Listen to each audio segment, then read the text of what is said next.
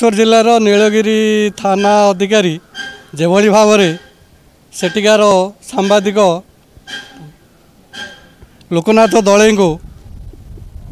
British style थाना को डाक नहीं निस्तुक माड़ मारिया सहित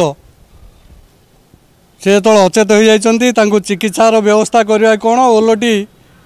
मेडिकल रे गोड़े बेड़ी पकईकि रखिंट या थाना अधिकारी तांकर सबू सीमा लंघन करणु आज आम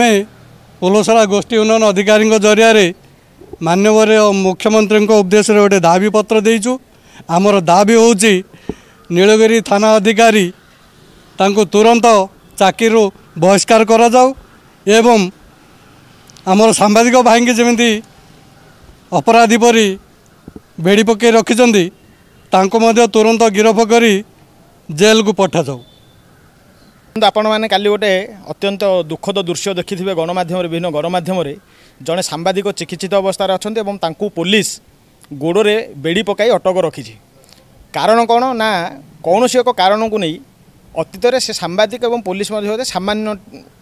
बाक विनिमय होता से प्रतिशोध परायण हो नीलगिरी थानार आईआईसी संपृक्त सांबादिक को थाना को डाकी अटक रखिंट निर्धूम बर्बर भाव में माड़ मारी एवं सीए आघात हो अचेत होगा चिकित्सा करने बदल में चिकित्साधीन अवस्था गोड़े बेड़ी पकाई रखिंट। ए घटना संपृक्त थाना अधिकारी जो हिंस्र और बर्बर मानसिकता को निश्चित रूप प्रमाणित करुच्ची। किंतु सबुठ दुखर विषय हूँ आपण मैंने देखिथे अतीतर अनेक अन्याय दुर्नीति और अपराधर प्रमाणित हो सारा पुलिस विभाग संपृक्त अपराधी विरोध में दृढ़ कार्यानुष्ठान ग्रहण करने परिवर्ते से जोई पुओ मर्यादा देकर थाना को नौ किंतु दुखर विषय जड़े सांबादिक जी कि सब अहर्निशी दुर्नीति विरोध में लगी था अपराध विरोध में लगी था साधारण घटना पे साधारण कारण पे एमती भाव गोटे पेशादार अपराधी पर व्यवहार करने अत्यंत दुखदायक विषय। ए घटना को आम सांबादिक मैंने संपूर्ण भाव निंदा करुँ एवं सरकार निकट में आम दाबी रखुचु जे संपृक्त थाना अधिकारी एवं ए घटना जो मैंने दोषी सब्यस्त व संश्लिष्ट अच्छा